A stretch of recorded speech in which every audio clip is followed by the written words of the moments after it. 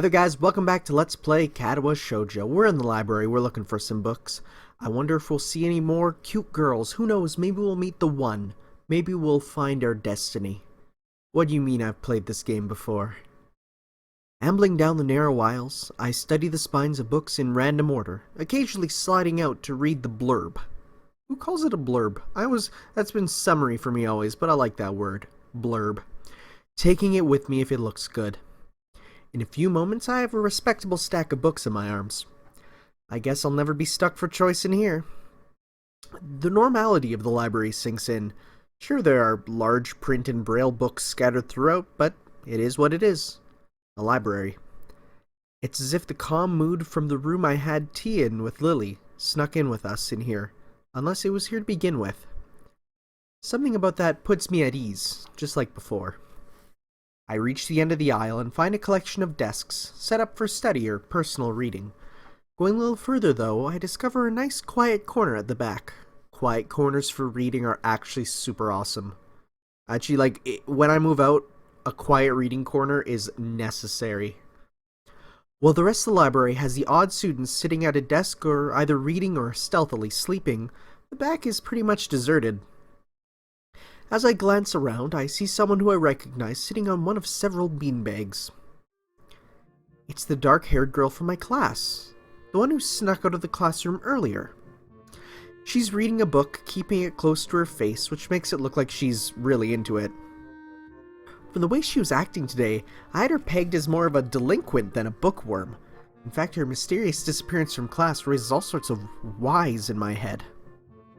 Intrigue floats slowly but surely towards the surface. And before I know it, I'm walking towards the mysterious long-haired girl. I guess there's no harm in introducing myself as I would with anyone else here. She's a classmate after all. Walking over to another beanbag, I take a seat and lay my books beside it. The girl starts, looking scaredly up at me from beneath her fringe. This is the first time I've seen her up close. Underneath her long, dense bangs, I can see that part of her face, at least a third if not a half, is pretty badly scarred. My eyes are immediately drawn to the scars, subconsciously peeking past her hair, until they meet her own eyes. For a second, I'm shocked, and divert my eyes to the book in her hands, for I realize that looking away probably only makes it worse. It takes too many seconds to collect myself and remember what I walked up to her for. What should we say? We'll say we're new. Oh, look, it already actually says which one we took. No, it's okay. We're going to say we're new here. Hey, I'm new. That's an email. Thank you, phone, for being loud.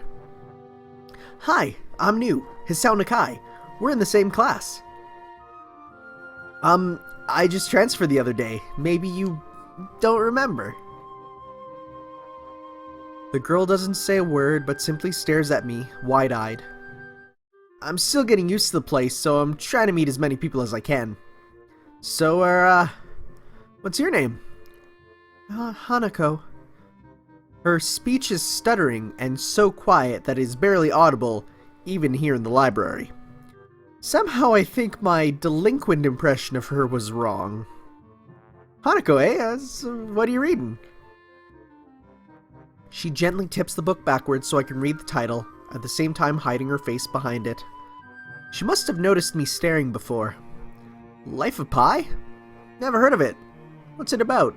Interesting that, at the time of this game's release, the Life of Pi movie wasn't out, and I think this book was relatively new. It was interesting playing it, and then it became popular. You know, it's also, again, copyright stuff, one of the reasons why this game isn't actually, officially out, but no, I like that they used a real book.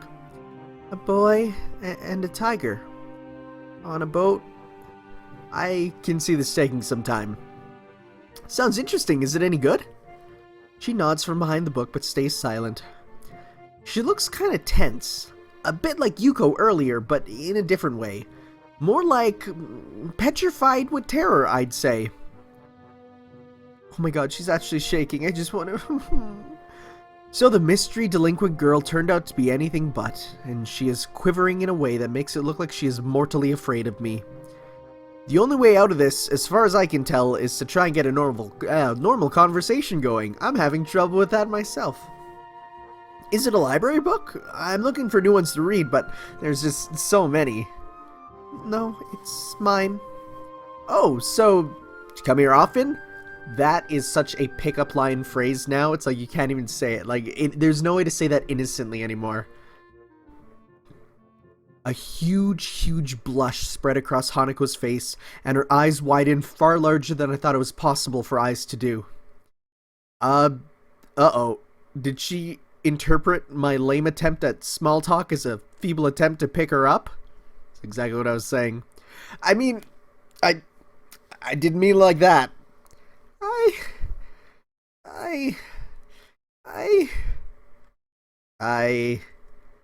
gotta go do something. Without warning, trust me, her voice will. I'll get into it better with time. It'll come. Don't worry. It's not her final voice. Without warning, Hanako takes off and runs towards the counter. Her hair-like takeoff catches me so off guard that I don't even manage to go after her until she has a good head start. By the time I reach the counter, she's nowhere to be seen. Lily and Yuko are happily chatting away. Knowing that I won't be able to catch Hanako myself, I approach the girls. Hey, did you see or notice a girl run past here? Maybe. What did she look like? Long, dark hair, kind of shy. She had some, well, scars on her face. You wouldn't be talking about Hanako, would you? Yeah, that's her. I saw her reading a book and tried to talk to her, but I think I scared her off or something. Oh dear. Yuko, would you excuse me? I had better try and find her. Sure. I'll just hold on to these until you come back. What's going on? I'm sorry, I'll have to explain it to you some other time. Right. I'll see you later then. Lily hastily grabs her cane and hurries out of the library, leaving me alone with Yuko. I don't think I'll ever get the hang of this place. Did I do something wrong? What did you do? Nothing, I talked to her. I tried to get to know her. Didn't even manage to get started. Yuko sighs and looks awfully bothered, even more so than she did before. I guess you weren't wrong so much as tactless. Tactless? That girl is a bit of a special case. It's like she never really talks to anyone. Isn't that a bit strange? I wonder. It's just how she is, I think. Yuko doesn't sound all that convincing. Then again, maybe this is just the norm around here. Everyone has their own problems, or else they wouldn't be here. Perhaps I was being a little tactless after all. But how should I deal with these people? Forcing myself to act overly casual only makes me feel phony. Like, I was supposed to be ignoring the elephant in the room. Yuko fidgets, looking like she wants to say something to that, but resists it. I think it's an elephant only if you feel that way. I guess she doesn't have a good sense of self-restraint. It makes me smile, and she blushes heavily.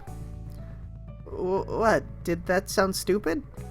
No, it sounded really wise. I guess you're right. It's more about me than anyone else. Neither of us has anything to add, so Yuko fills the silence by shuffling some papers around. People who have papers on their desks really like doing that. That is a lie. I have so many papers on my desk, and I never ever touch them. They're just everywhere. Did you find any books? I should be closing soon. I mean, this library should be closing, but I have to do it. Hope that's not too inconvenient for you. Oh, yeah, I want some books, but I left them over there because I'll just go get them. I fetched my stack of books from beside the beanbags where Hanako and I were sitting and returned to the counter. Wow, you read a lot, don't you? I surprised myself with that too, honestly. At least when I really think about it. I had a lot of free time earlier this year, so I just kind of started reading books to fill that time. Couldn't really do much else. I see. But she doesn't say anything else and just checks out my books for me. I guess that is what they call tact. Holding on to the library books with one arm, I trawl my pocket for the key to the door. A sudden sound from behind startles me, making me nearly drop the books. I'm carrying, or the key, I was made me drop the books I'm carrying, or the key that I almost managed to get in the lock. Who is it? I turn around to see who's talking to me. It's Kenji. He seems to be in a friendly mood, although the glinting off his glasses in the dark gives him a sinister look. It's just me. This makes him pause and lick his lips nervously. Who is me? I don't know anyone called me. Are you the new guy again? His voice is suddenly strained and quick. Well, I did that wrong if it's quick. Yes, but we met before. Yesterday. I don't think so. I would remember someone who I only met yesterday. When was that? What day is it today? I try to ignore him. Is he joking or what? Prove that we've met before. You live across the hall. You're Kenji. Kenji jumps back, his eyes filled with uncomprehending fear. How did you know my name? Damn, this can only mean one of two things. Either we have met, and you are telling the truth, and I just can't remember it, or you are a spy. He pauses. A psychic spy. His eyes dart around trying to peek into my room, although it's hard to believe he can see anything through those thick glasses. His mood swung from friendly to manic in less than a minute. I'm not psychic. How do you know that? I'm not a mind reader! Kenji points a finger in my face damningly. Unlike you! Stop that, man. Stop that, man. That's an awkward thing. We met yesterday. What's wrong with you? I live in this room. Lies. If you think you can pass as Hasao because I'm legally blind, you are sorely mistaken. You don't even look like him. I mean, the resemblance is real slim. Maybe at a distance, but who do you think you're kidding? I want to grab him by the shoulders and shake him. Exasperated, I rub my eyes and let out a heavy sigh. Stay there. Kenji comes closer, one careful step at a time. I stay still, lest he assault me physically. Although I doubt he could do much damage if he did. Oh, wait, I see it now. Damn, it really is you. Sighing again, and then once again for good measure, I step backwards just in case. What's up, man? You don't look too good, I think. Something wrong? I don't know, just had something stupid happen to me. A few stupid things, actually, if you discount this one. I can't get proper touch on other people here, and I have no idea if it's because of me or because of them. I don't know why I'm telling this to Kenji. It's not like we've had contact either. That's rough, dude. Yeah, I'm sorry we're calling you a psychic spy and all, but you can never be too careful. It's the hard reality we live in. I'm slowly starting to think Kenji isn't necessarily living in the same reality as the rest of us. You see? It's how it is, this world. There is no justice. You see? Even when I lose, I win. Because I don't lose the lesson. What does that mean? It doesn't matter. He dismisses it flatly with the wave of his hand. So what happened? Why the long face? Do you have a long face? It's nothing. I just scared off some girl accidentally. Literally, too. She actually ran away from me. Was my fault, really. Was my fault, really, I think. I'm not really used to all this yet. A girl? A cute one? A cute one? It's a hard question. She has a nice body and really beautiful hair. But the face... She was cute, is my answer. Yeah. Cute, I guess. I knew it. There are a lot of cute girls here. A strangely disproportionate amount. I believe this is one of the dark secrets of the school.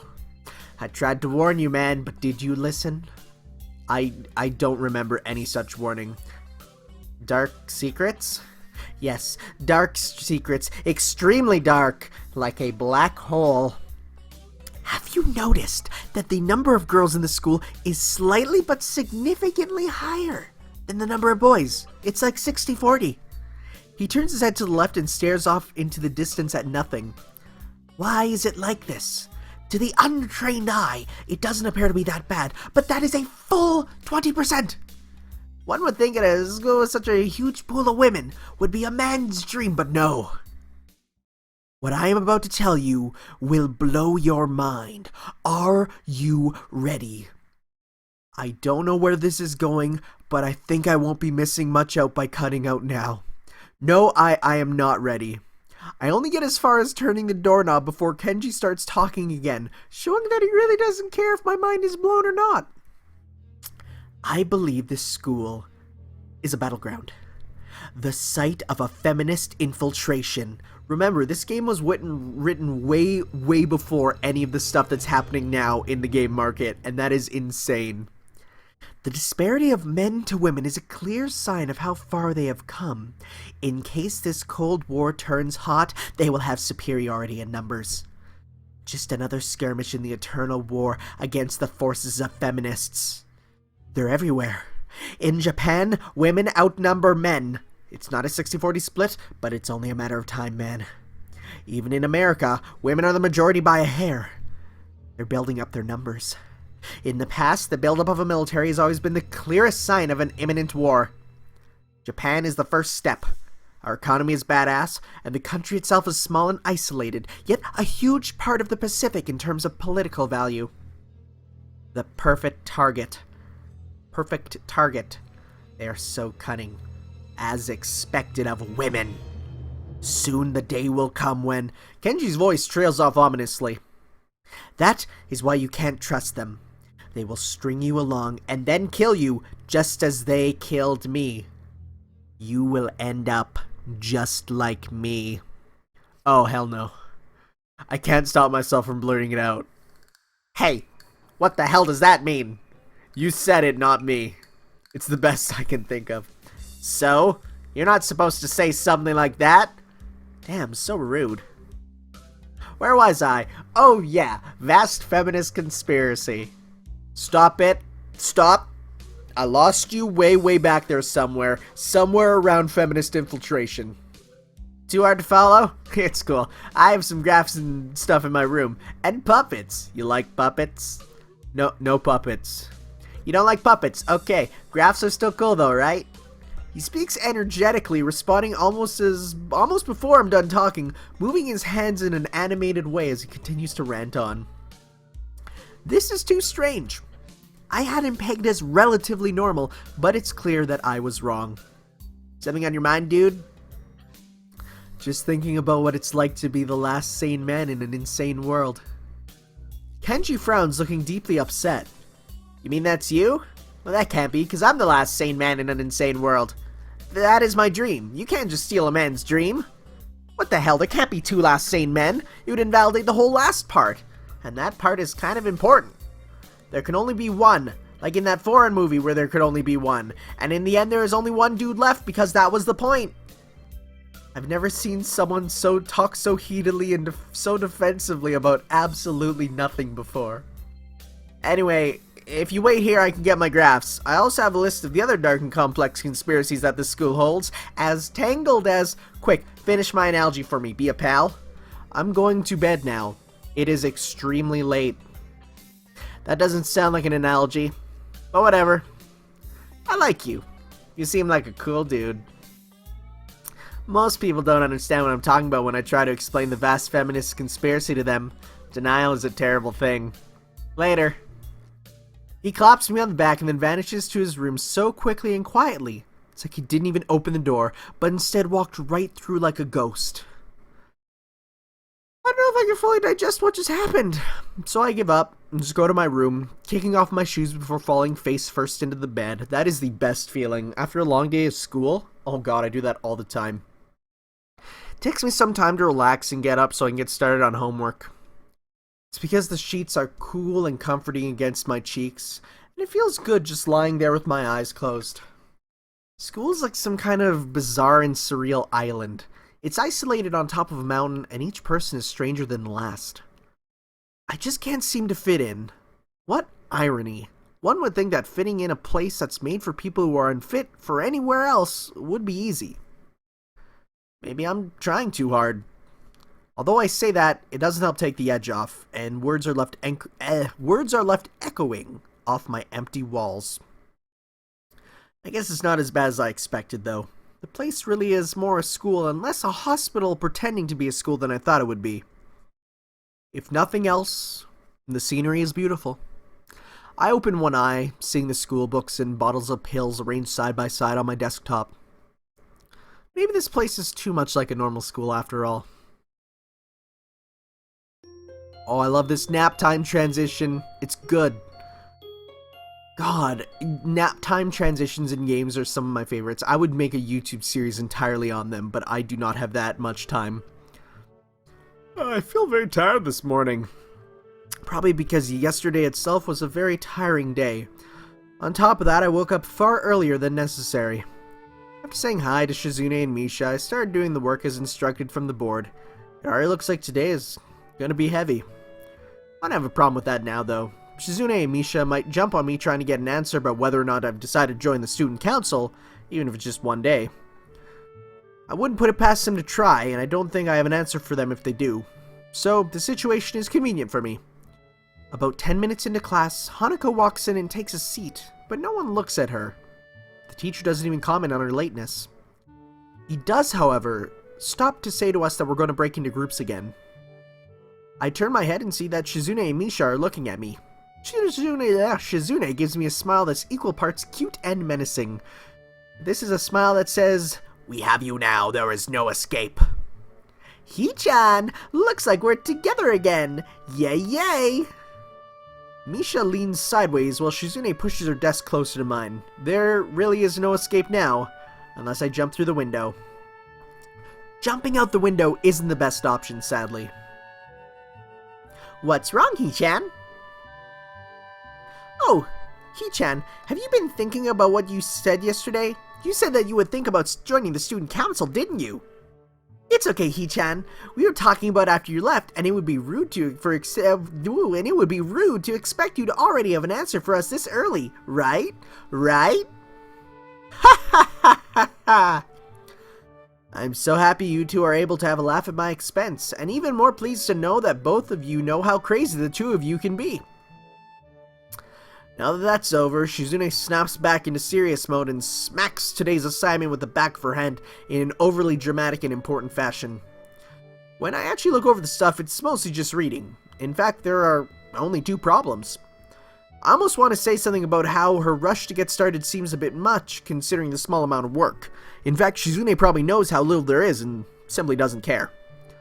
Yeah, it seems like the workload doesn't matter to her as much as the fact that there is work. The actual amount is unimportant. She approaches everything with the same level of ambition. While I'm reading, I let my eyes wander around the room and catch Hanako trying her hand at solving problems. Looks like she's working alone. I can't remember seeing people... I can't remember her. English. I can't remember seeing her work with other people before. Thinking back to how shy she is, it's understandable. Hey, that girl over there. Huh? Who, Hee-chan? Her. Hanako, over there. Does she always work alone? I think so, Hee-chan. Do you feel sorry for her because she's alone? I was just thinking maybe she could work with us or something. No, I don't think that would be a good idea, Hee-chan. Why not? Shi-chan wouldn't get along with her. Why? Misha shuffles around the question, letting out a laugh that sounds very strange.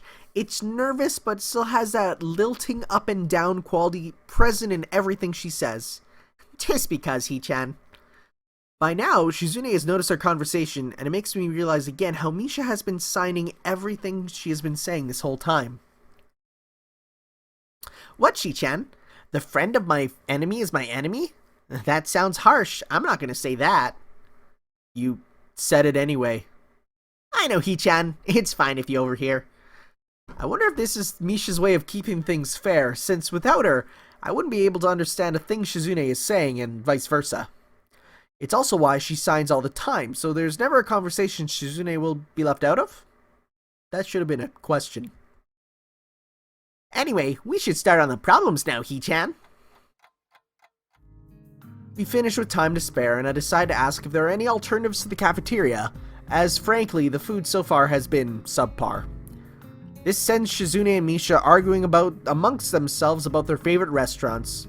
All of them are downtown, so I don't think I have all the time to go there. And what about the bill? Are they arguing just for the fun of it? Maybe. They seem so distracted by it they don't even notice the start of the actual lunch break. I look over my shoulder to the back of the classroom. She seems to be studying her notes from the previous class. It's an odd sight. Everyone else in the classroom is busying themselves with the lunch break. Socializing, gossiping, rearranging desks, the ones with actual boxed lunches mixed in and chattering like everyone else, only interrupted by short bouts of eating. But when I watch Hanako, it feels like I'm the only one who can see her.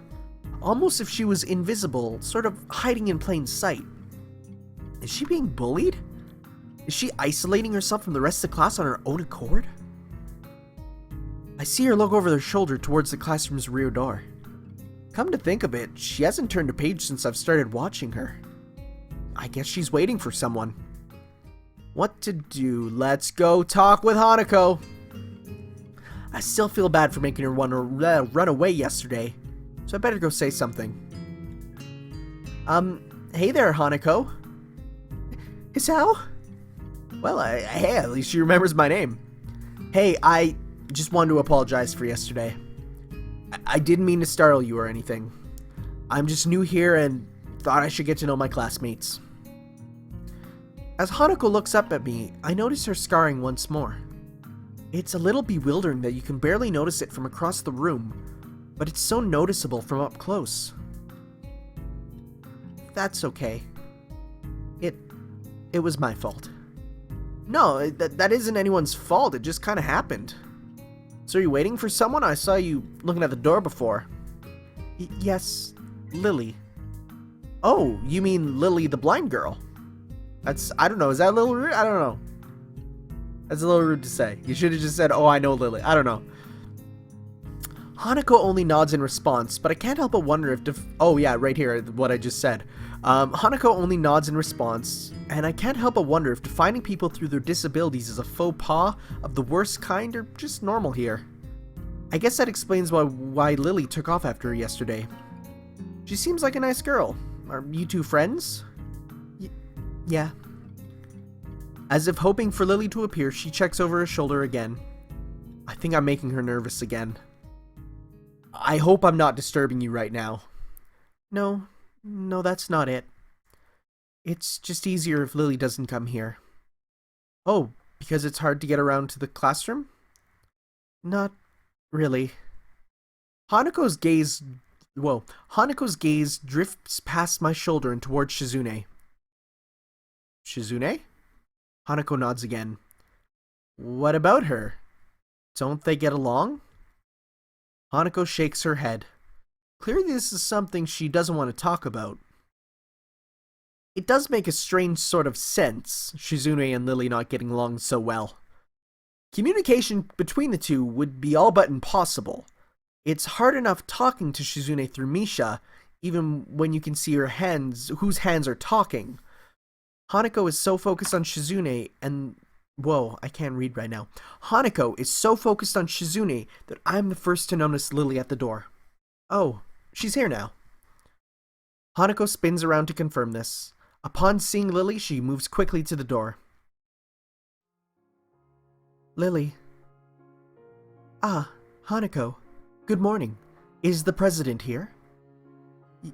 Yes. Hanako glances over her shoulder at Shizune again, as if to confirm she can't hear them, even though that's impossible. I suppose we'd best be off then. Lily's sigh and tone of what seems like frustration makes me raise an eyebrow. I guess there's some kind of enmity between the two. It's intriguing, but that's not something I'd really ask about. I'm sure if they wanted me to know, they would tell me. It's only my third day here. I should be trying to make friends, not finding out why people are enemies. Still, it's a little funny that this school has little feuds, just like my old high school. Even if people are more tolerant of others, they're still gonna get on each other's nerves. Hey, Lily, how are things? I'm sorry I made you run off yesterday. Oh my, is that Isao? I didn't realize you were here. It seems Lily is a little embarrassed about being so frank in front of me. Sorry, Lily. I thought you realized. No, it's alright, Hanako. Isao, please do not worry about yesterday. It was just a misunderstanding. If you say so. I'm still working this place out. Well then, I'll think you'll find most people here a lot more forgiving than anywhere else. If you're feeling a little confused, please don't be afraid to ask questions. Sure, I'll remember that. Lily? Lily gives a small nod of acknowledgement. I'm sorry, Hisao, but we must be off. Hanako really doesn't look all that comfortable here right now, and Lily still seems a little embarrassed. I wonder if my apologies really made any impact. Mind if I accompany you two? I know I'm kind of pushing it, but Lily is quietly still smiling. I'm sure we can accommodate that, can't we, Hanako?